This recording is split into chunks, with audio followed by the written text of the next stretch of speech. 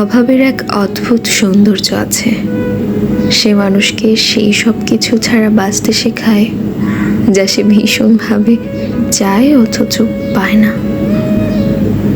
যার কাছে সব কিছু বলা যায় এমন একটা মানুষ, খুব একাকিত্বে বুকে জড়িয়ে ধরারও, বহুদিন ধরে শুনতে থাকা গলার আওয়াজের হঠাৎ অনুপস্থিতি, চেনা ছোঁয়ার আকস্মাত হারিয়ে যাওয়া, প্রাইস ট্যাগে চোখ বুলিয়ে নামিয়ে রাখা পছন্দের জামা, বহুবার প্ল্যান করেও যাওয়া না হয়ে ওঠা একটা পাহাড়ের ট্রিপ, দিনের শেষে একটু শান্তির ঘুম ইত্যাদি।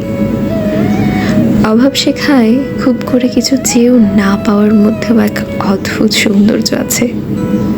সে মানুষকে শেখায় তুমি যখন যা চাইবে তাই তোমার হাতের মুঠোয় এসে ধরা দিবে, এমন কোনো গ্যারান্টি জীবন তোমায় দেবে না। এর মধ্যেই থাকতে হবে, হাঁটতে হবে, হাসতে হবে, বাঁচতে হবে।